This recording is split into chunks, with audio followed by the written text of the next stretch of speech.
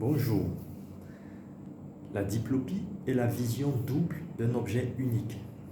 Elle peut être monoculaire. Lorsque l'œil atteint fermé, la diplopie disparaît. Lorsque l'œil sain est occlu, on note une persistance de la diplopie. Là, il s'agit d'une atteinte intrinsèque de l'œil. Ça concerne donc l'ophtalmologiste.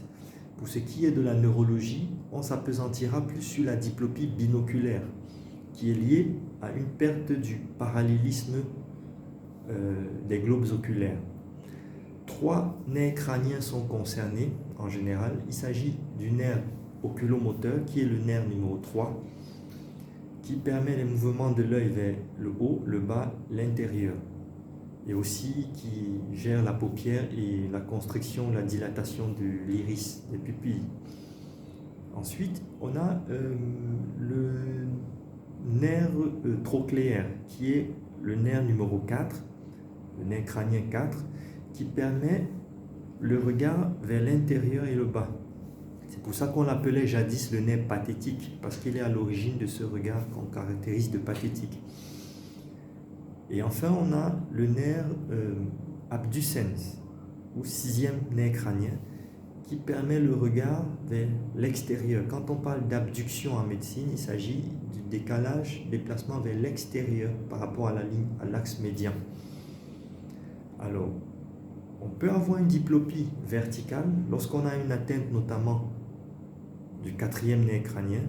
C'est le sujet qui, regardant les escaliers ou regardant le sol, aura un nerf fonctionnel qui descend, mais l'autre ne se déplaçant pas, on aura un décalage avec une deuxième vision d'un objet un peu au-dessus. C'est là qu'on parle de diplopie verticale. Et puis, lorsque on a une atteinte du 6, par exemple, l'œil n'allant pas vers l'extérieur et le 3 fonctionnant bien de l'autre côté, on aura une diplopie dans le regard vers l'extérieur, mais en regardant vers le côté opposé, on a une vision normale. Et par contre, quand on essaye de regarder vers l'autre côté, comme c'est un seul œil qui va bouger, le 6 étant atteint, on aura une diplopie.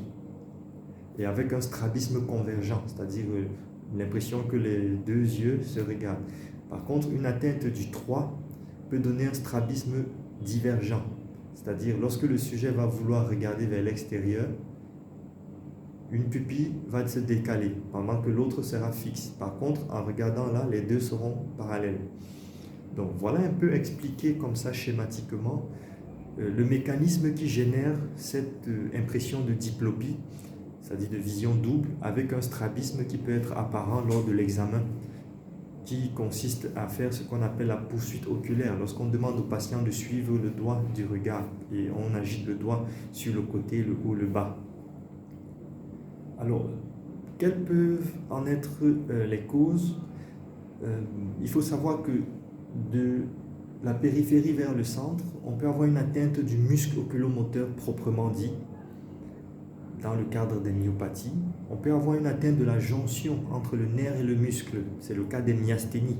Et dans ce cas, la diplopie est généralement fluctuante. Elle n'est pas constante et a tendance à persister en fin de journée ou lors d'efforts de regard soutenus. Du moins, elle est fluctuante, cette diplopie, dans le cas d'une myasthénie. Et ensuite, on peut avoir une atteinte du nerf crânien, notamment dans les fractures, lors des traumatismes crâniens. Dans le cas de méningo-radiculite, lorsqu'on a de la fièvre, un syndrome méningé, il faut penser à la maladie de Lyme, qui est une infection bactérienne qui peut provoquer une irritation des méninges et une atteinte de nerfs crâniens. Ensuite, plus centralement, on peut avoir un AVC qui est la cause d'une atteinte au niveau du tronc cérébral, d'où sortent les nerfs crâniens. On peut avoir une tumeur, on peut avoir une inflammation aussi.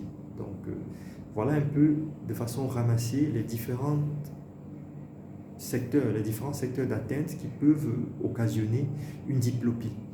Bien entendu, cette diplopie peut être associée à d'autres symptômes selon la zone affectée.